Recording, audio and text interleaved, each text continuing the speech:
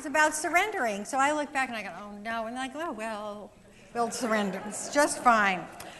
Good morning. Good morning, darlings. It is 4 Sundays ahead of solstice and 4 Sundays ahead of Christmas. And that means it is the Advent season. So in the Christian calendar, Advent, I think that they have a quality of spirit that is studied on each Sunday. But, you know, we study the qualities of spirit all the time. And so because you have me as your senior minister, we do it slightly differently. And that is that we celebrate the earth and how the sun affects the earth. We then celebrate the plants. And then we then celebrate the animals. On the third Sunday, we celebrate the people. On the fourth Sunday, and then the return of the sun, S-O-N and S-U-N. How wonderful that all happens together. And so this is, now we should have that little, yeah, okay. There we go. So today we acknowledge that the earth herself, all of this, most of the land on our planet is in the north. And so many living beings and so much stone, rock, soil is in the darkness now, awaiting the light, just like we are.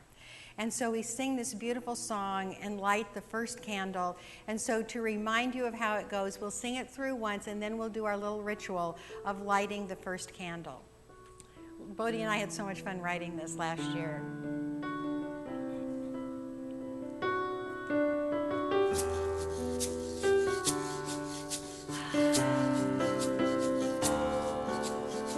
We light a candle in the dark to greet the newborn sun. The earth turns upon its axis, a new year is begun. A new year is begun.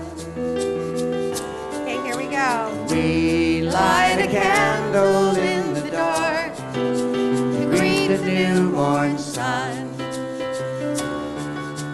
The earth turns upon its axis, a new year is begun.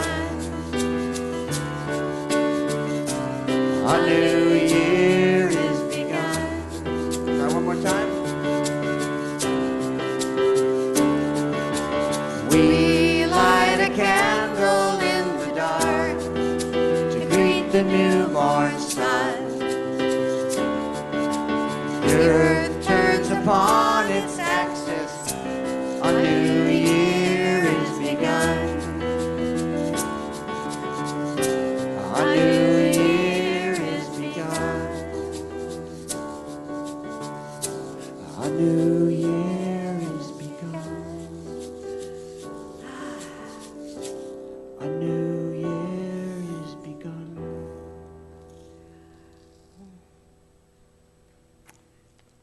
Doesn't that sit well?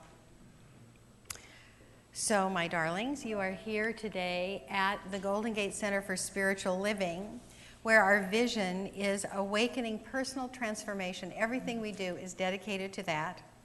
And your mission is, our mission is teaching tools for positive change. So I'd like to know if there is anyone here who is here for the first time today. We want to welcome you especially.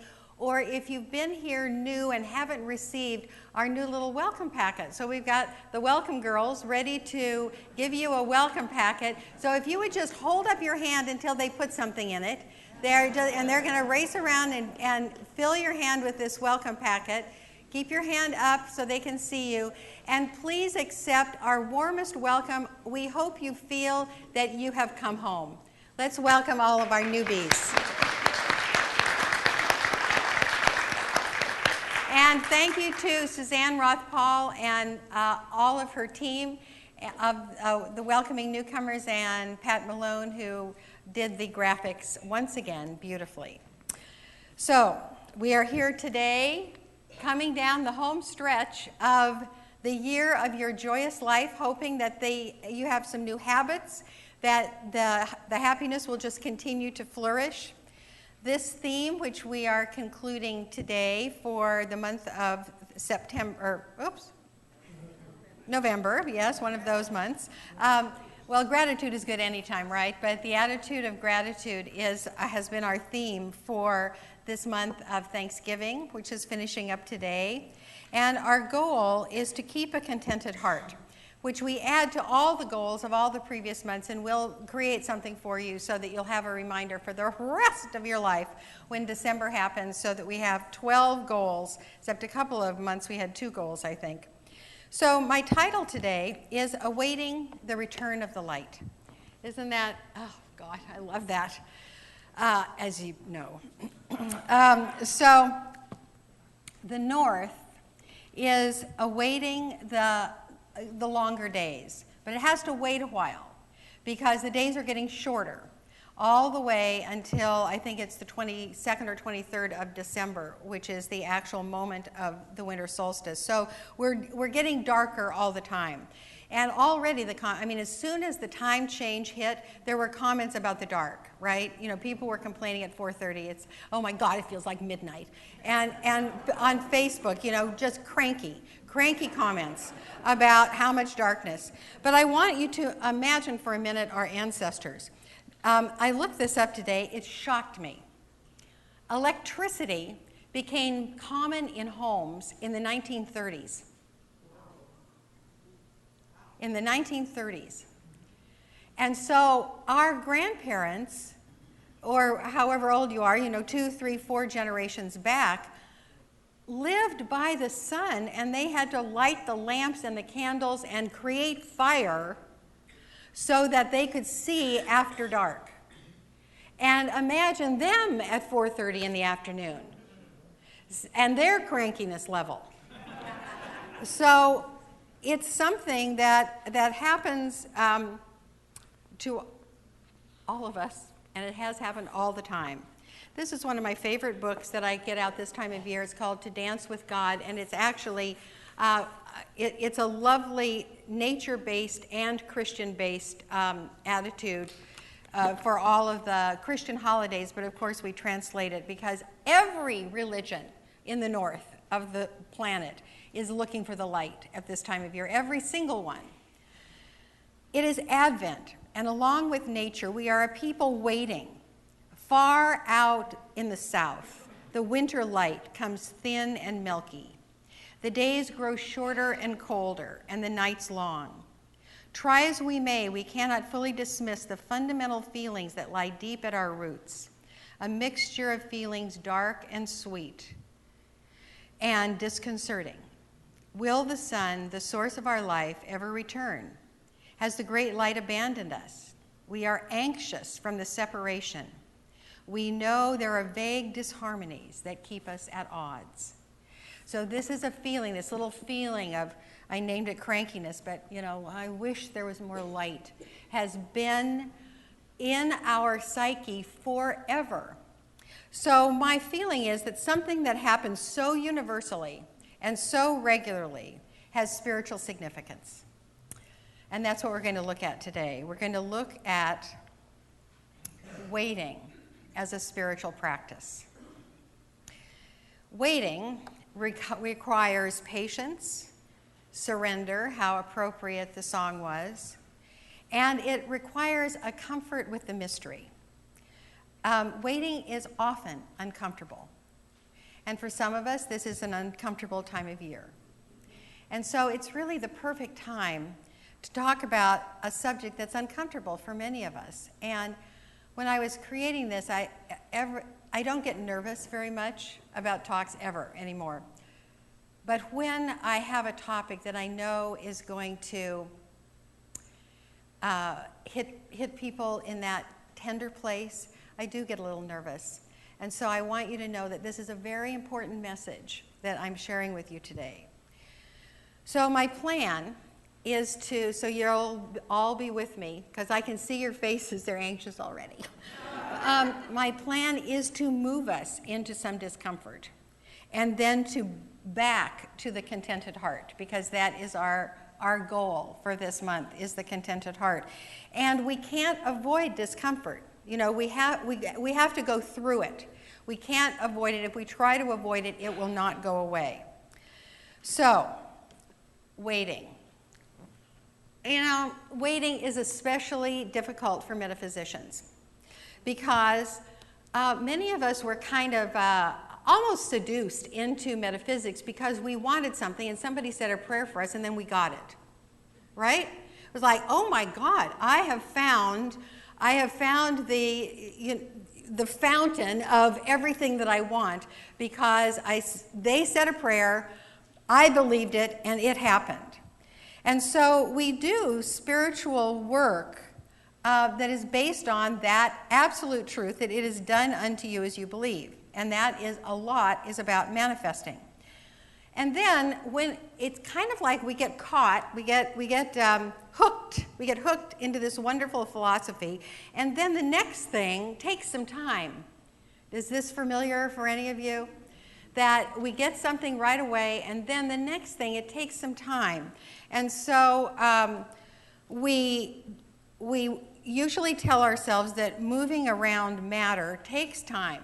You know, we can shift our mind instantly. We can get rid of one belief, install another belief, and we think, well, it ought to manifest right now. But we say, well, okay, moving around matter, you know, it takes some time. And that's true.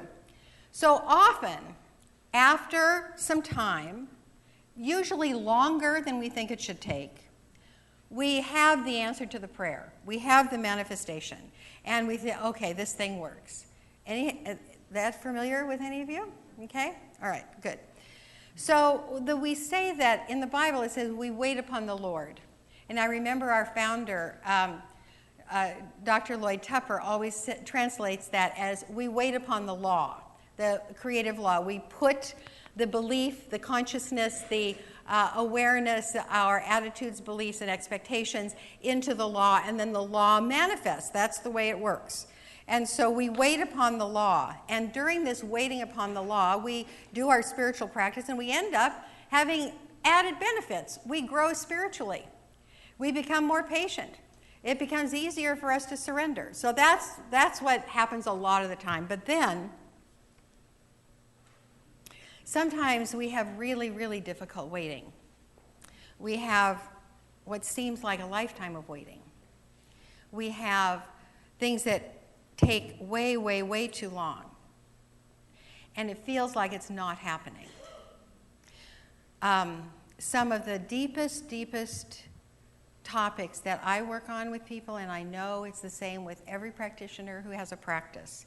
There are people that come to us for a long time, and they want the right partner, and they're not showing up. Or they want a child, and they're not getting pregnant. Or they want a healing, and the condition maintains. They want a reconciliation, and the relationship stays strained. They want a turnaround in their financial condition, and it doesn't turn around. And what happens is that when we're not satisfied with our spiritual practice, there is a danger of us losing faith. And yet we say to ourselves, we create our experiences. What's wrong here?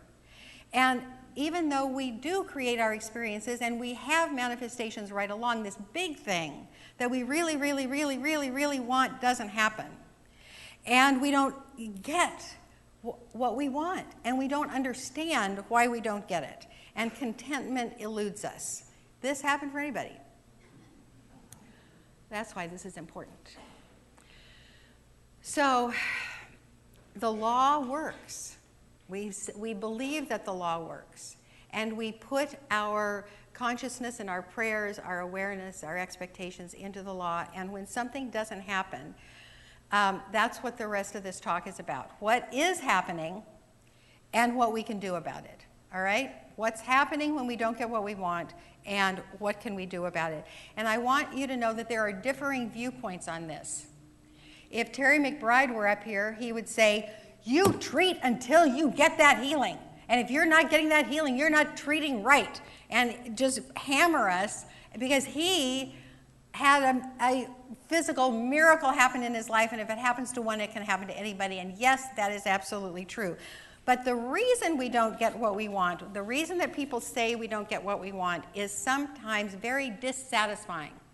And so I want to dispel some of the things that you might have heard. First of all, we say, you should be able to get what you want, and if you're not working with the creative law effectively. No. Especially if you have an unexamined mind where you stay on the surface and say, but I want it, I want it, I want it, I want it.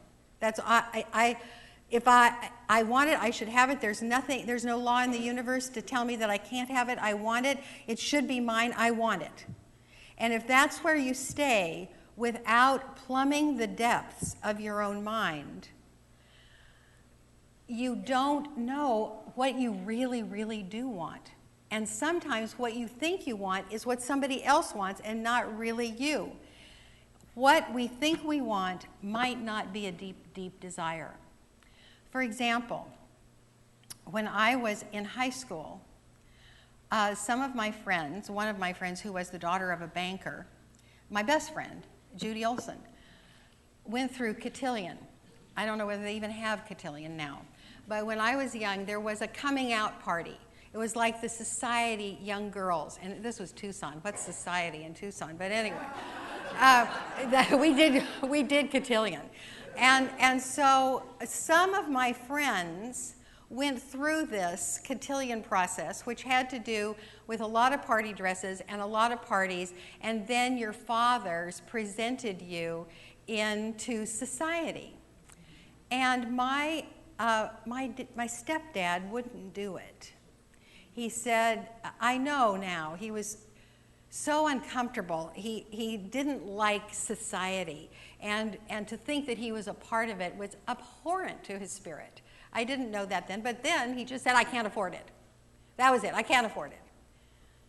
I was extremely disappointed because on many, many weekends, my friends were going to cotillion parties with new dresses, and that wasn't me. But as I went on in life, and that became, something like a homecoming dance, in my mind, holding about the same amount of importance, what I realized, it was my mom's desire for me. It wasn't mine. It wasn't my desire. I didn't know that then. I wanted it very, very badly, and I didn't get it. But now, it would not have added to my life a pinky finger worth. So, next is, you might be told you don't get what you want because you're being tested. No. No. That's a cop-out. God does not test us. God does not sit up there on a cloud and say, well, let's see what they do with this. No. We test ourselves sometimes. For example, you've watched me go through a 4-month plateau of weight loss when I'm still saying I want to lose more weight. Is that God saying, well, let's see what we do when we just, mess with her metabolism a little? No. It's me asking myself, what is it that I really want, and not eating the cookie afterwards, but, staying on my program. It's me that's testing me. Third, we are not powerful enough to co-create well. Somebody else might be powerful enough, the people who have all the money might be powerful enough to co-create, but I'm not powerful enough to co-create. No. And this one is especially damaging because what we assume is that spiritual work has to do entirely with getting things or manifesting conditions that we want. And that's not the most important thing about spiritual work. The most important thing about spiritual work is establishing a relationship with Spirit and coming to know ourselves deeply and coming to know God deeply. So with that, I want to read to you a couple of paragraphs out of the textbook, and this is in the chapter on prayer. And this sort of indicates to us what a big deal spiritual work is. We may have come into this philosophy by being hooked by getting the parking place or getting whatever it is that we wanted. We got it. We think this is where I belong because I can get everything I want. But then what it's really all about is that deep, deep spiritual work.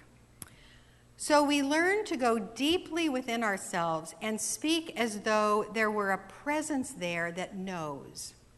And we should take the time to unearth this hidden cause, to penetrate this inner chamber of consciousness. It is most worthwhile to commune with Spirit, to sense it and feel it. The approach to Spirit is direct through our own consciousness. This Spirit flows through us. Whatever intelligence we have is this Spirit in us. Prayer is its own answer. We can be certain that there is an intelligence in the universe to which we may come that will guide and inspire us, a love which overshadows. God is real to the one who believes in Supreme Spirit, real to the soul that senses its unity with the whole.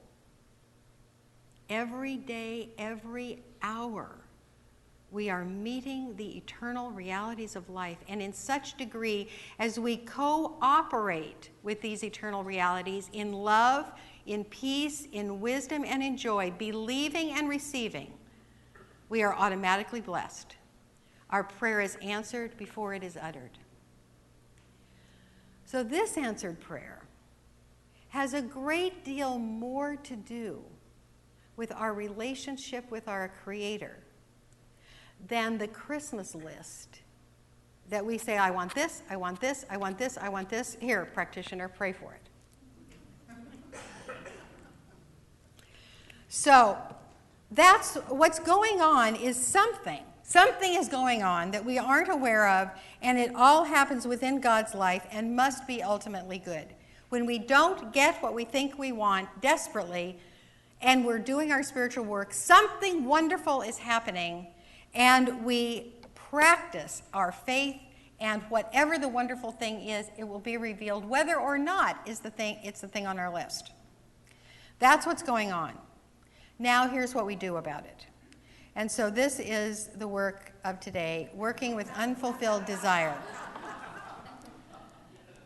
Oh, baby. All right, the first is it's essential. It's the difference between having a good life and not having a good life, and that is do rigorous spiritual work. That means you get yourself a practitioner and you tell the practitioner, I am ready to do the hard stuff. I don't want this surface prayer treatment. I want to do the hard stuff. You get yourself in classes and you stay in classes. And then you examine your heart and mind in depth. You don't just think of what your ego wants in a particular moment. Even your desperate, desperate heart, you feel into that and ask, what is the value of this yearning that I have? You continue with prayer and meditation. You keep a journal. You read spiritual books. There's a bajillion spiritual books on every single thing that you could want. You read those. You forgive yourself and others, that you cannot get what you truly want in life and maintain unforgiveness. You can't do it. And then you observe others that have what you want, and you question them. And you listen for their consciousness. Because somehow consciousness is being outpictured. That's the rule. That's the law. You use every single tool at your disposal. All of these little tricks that you learn along the way, every single teacher has some. A couple that I have, I just love. You go into that yearning that you have and you say, oh yes, it is just as I have chosen. And then you wait for what your mind tells you.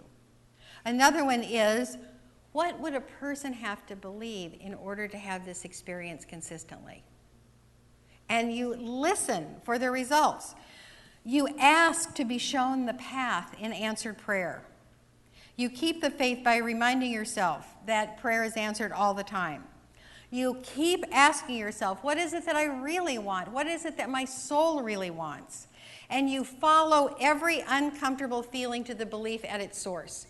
So that's what the cause of addiction is. We have an uncomfortable feeling, and then we do something. We eat, we drink, we shop, we whatever, to push the feeling down. When an uncomfortable feeling comes up, that is your cue to say, oh, something else to examine. Something else to plumb the depths and find what I'm really believing. Because every single belief, every single uncomfortable feeling is about a belief that you hold that is not true. That's the source of pain, is that you believe something that is not true. So we ask ourselves, us ministers, why are we not overrun with members? Because we have the key to happiness. We have the key to everything. We do. And the answer is it's hard work. It's hard work. We don't get to say, well, I'm being tested. We don't get to say that. We get to say, what is my next piece of work in my own consciousness? And that is hard work. But it is so rewarding. Okay, the next one is a hard one. Give it all to God. So what this begs is, of course, the verse in the Bible that says, not will, but thy will be done. This makes metaphysicians crazy because we say, what? I have these desires, and I've been told that that's God desiring it within me. Does God want something else for me? What God is this? The one outside that wants something else, and I don't want it, and I want this, and he doesn't want me to have it, and, no. When we say, not my will, but thy will be done, we are not abdicating responsibility. We are not minimizing our desire. We are not giving up. Rather, we are saying, show me the best way to a contented heart. That's what we're saying. We might have the idea of going, I might have thought that the place that I needed to go for my joy was cotillion. I might have thought that.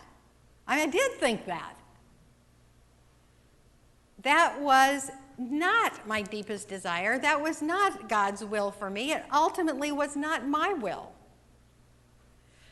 But it's a subtlety. It's a subtlety in our work.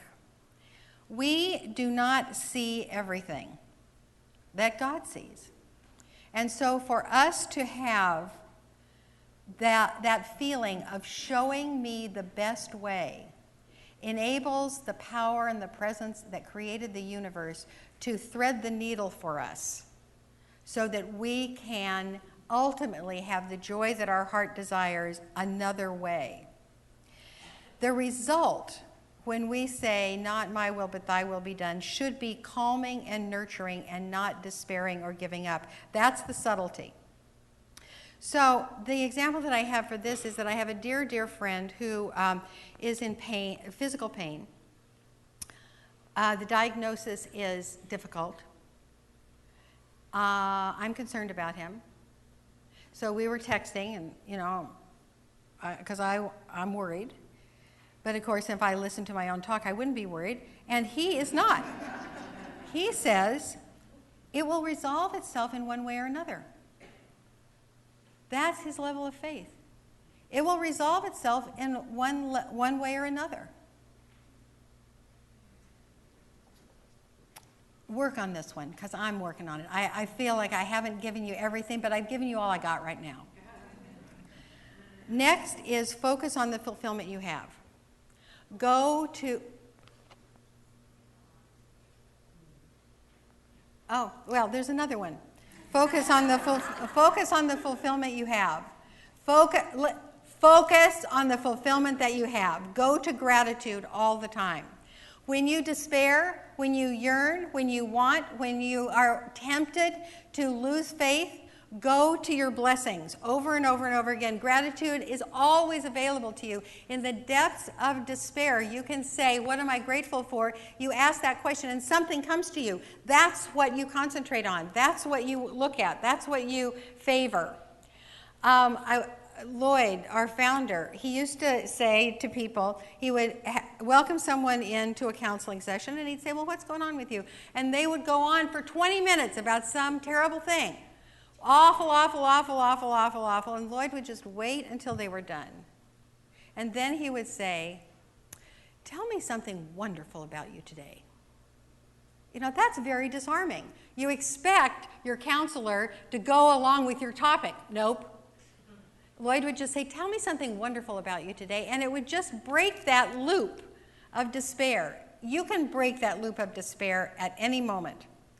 So now this one, take the longest view. We are eternal. You might not be able to do every single thing that you want to do in a space of 60, 70, 80, 90 years. I don't know if I'm going to get to Machu Picchu. I don't know. I mean, I've been invited several times, but something always comes up. I don't know if I'm going to do that. I don't know if I'm going to go to Eastern Europe again. I don't know if I'm going to go to Ukraine again. I don't know. But I am eternal. And the joys that I have in this life are not the end of my joys. Because joy is a quality of spirit, and spirit is everywhere, all-knowing, all-powerful, all the time. So the example I have here was when AIDS was breaking out in the early 80s. And I had my first church in the city. There were lots and lots of sick people. And one beloved young man that I counseled with said to me, he was dying and not looking good. And he said, I wanted to learn to play golf. I didn't have time to learn to play golf. So I said, I have no idea if this is true. I said, you know what? I bet you can learn golf on the other side.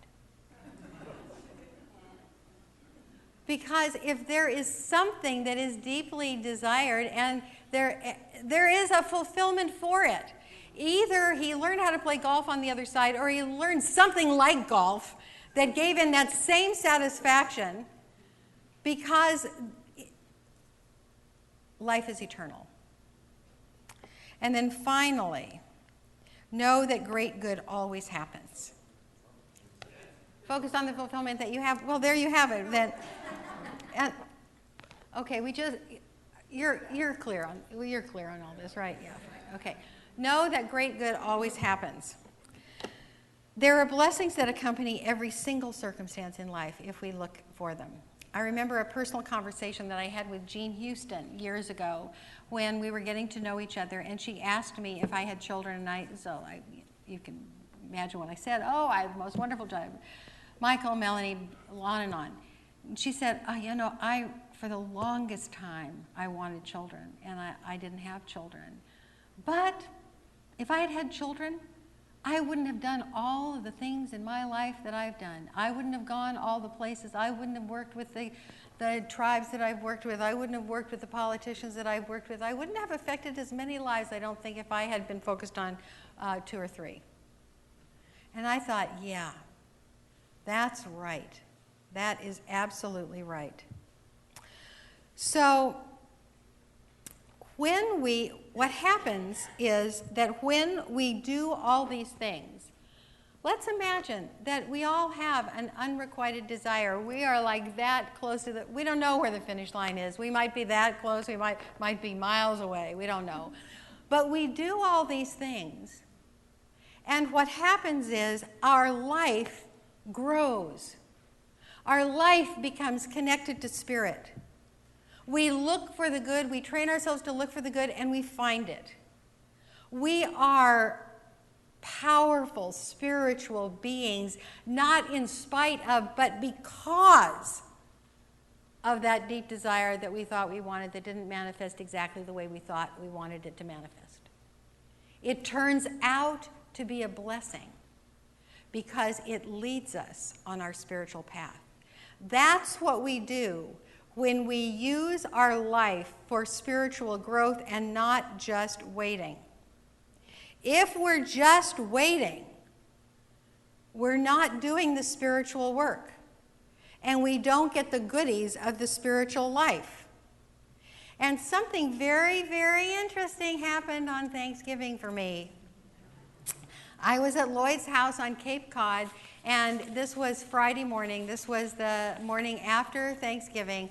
And the two of us were up having coffee, just like we used to have coffee when he lived with me. And he was telling me about his meditation.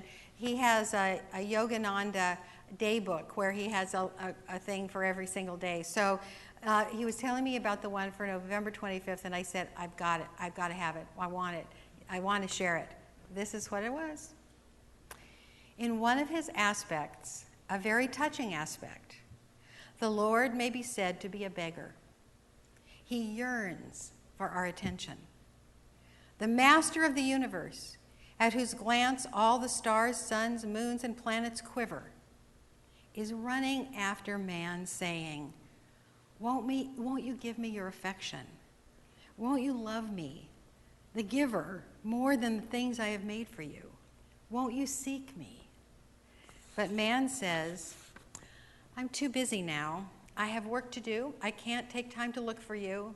And the Lord says, I will wait.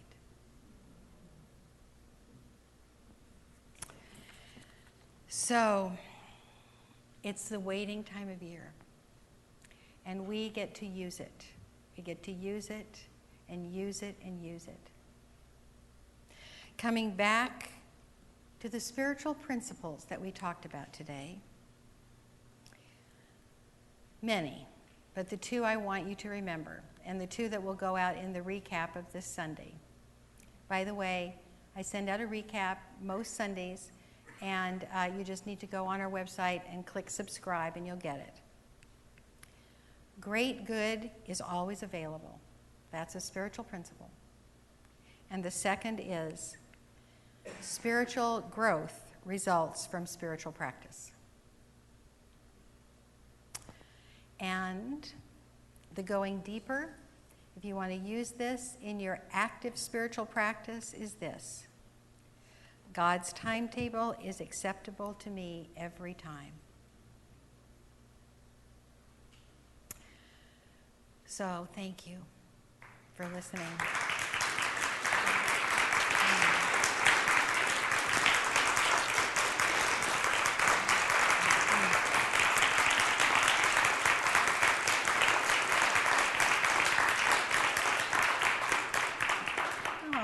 Thank you.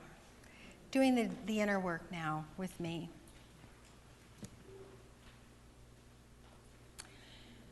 So going into our heart of hearts, our tender heart, and knowing that our heart links up with every single other heart in this room. And all of the hearts in this room are contained within the one transcendental heart of God. Let us imagine that all of our hearts are beating together. The same heartbeat. Reminding us that we all have very, very similar desires in life. We want to love and be loved. We want to serve and be served.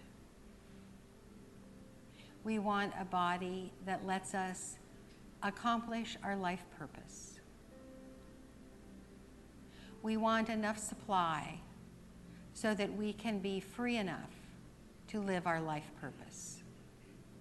Simple, simple, simple. And as we are here now, one heart connected to every other heart, we know that there are desires in this room that have not yet been fulfilled.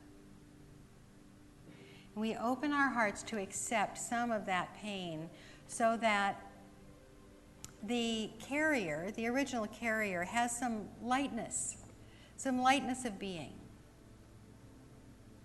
so that they may seek more wisely, that they may ask more universally, that they may turn to their gratitudes more quickly, that they may forgive more completely, and be ever, ever more available for their blessings. We accept this for ourselves and for everyone else as well. knowing that as this happens and as this is granted, there is peace in our heart, peace on earth, and contentment everywhere. Blessed be.